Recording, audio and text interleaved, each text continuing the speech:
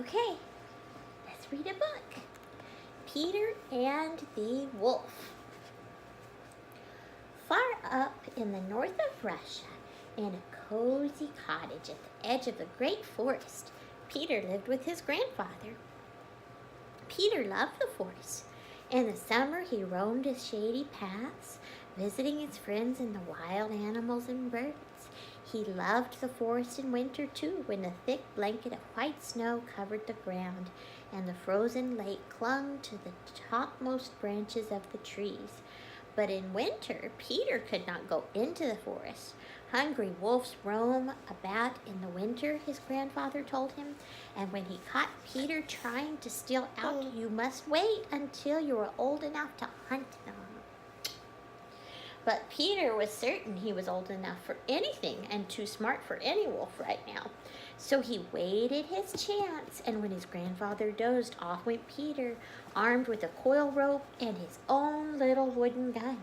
Down the path he went ever so quietly, through the gate, across the snowy bridge, and into the white forest. Hey, calm down. Look at the baby in the camera. I almost said in the mirror.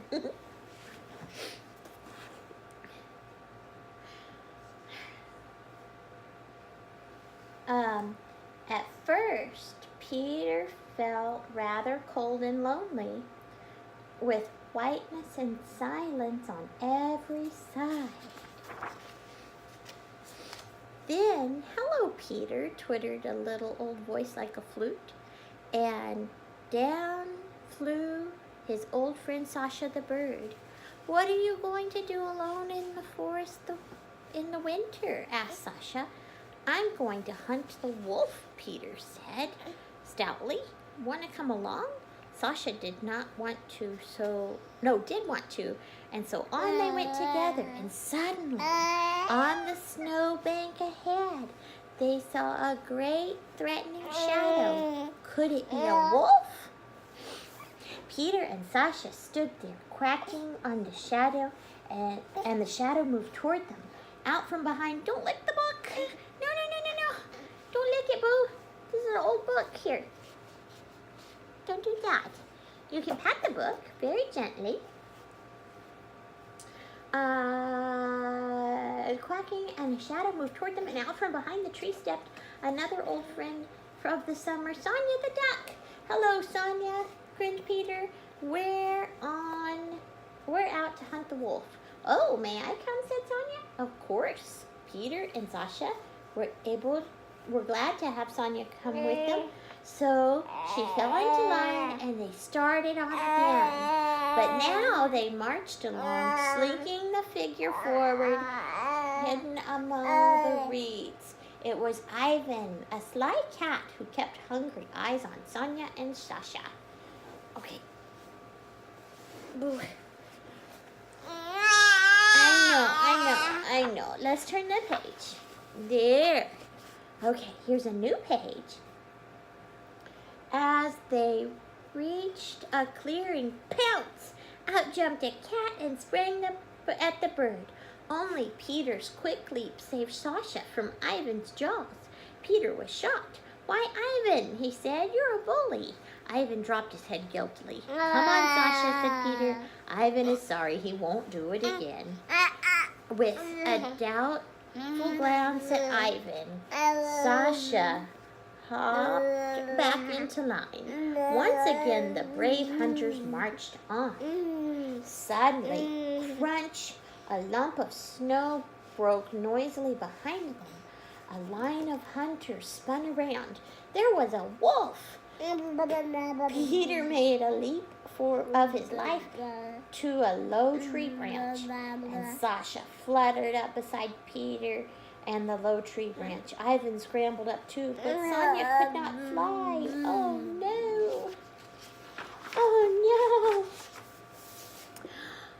From their hiding places, Peter and Sasha and Ivan anxiously watched Sonia, I can't see, scuttle across the snow with the wolf's breath hot upon her. Sonia disappeared from sight behind a fallen log, but they waited breathless resistance. Then the wolf reappeared, and there were duck feathers clinging to his jaws. Poor Sonia, poor Sonia. But there was little time for sadness because the wolf was snarling below at Peter, Ivan, and Sasha. A plan came to Peter.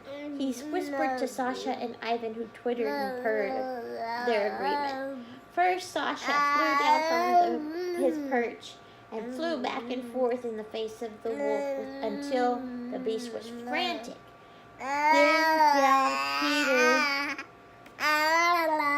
Then down Peter's rope crawled Ivan the cat. Inch by inch, Ivan moved closer where the wolf was battling Sasha. Ivan crept up behind the angry owl, Boo. No biting. With the loop of rope ready for action. Down went the rope over the wolf's tail. Zing! Ivan pulled a loop tight, and Peter on the bough above pulled the slack. Soon the wolf felt the ropes pull. He reared around, snarling with fresh rage, but Ivan was back on the branch beside Peter, and they were both tugging. They were tugging with every bit of their strength. They were there, and Peter and Ivan turned up their tree branch, and there was the wolf, snarling and snapping as he swung his tail mid-air. Now it was Sasha's turn to fly into action again. For off in the forest, surrounded by a hunter's horn, with a tweet of encouragement to his friend, Sasha flew off toward the sound. In and out among the branches he flew, until below him he spied 3 hunters marching along. What could the little bird do to make them follow him? He tried to imitate a wolf howl. He sputtered and chirped. Still the hunters did not understand. Something must be wrong, said one. This little fellow is trying to tell us something, agreed the second. Let's take a look, said the third. It's almost finished, Boo. Look, 2 more pages. It's okay. So they followed Sasha back to the tree. But what was this? The wolf was snugly bound with a rope. Peter and Ivan were sitting on him, swinging to and fro. What? And who was coming from behind the log? It was Sonia, safe and sound, though still a little wobbly on her feet. It was what a gay parade as they entered the village.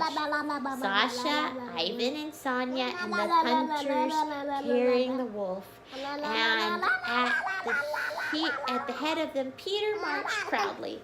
Now even his grandfather had to be impressed, for Peter the hunter and his friends had captured the wolf. You are so noisy. What? Okay, we're going to read Grandpa Bunny a different day.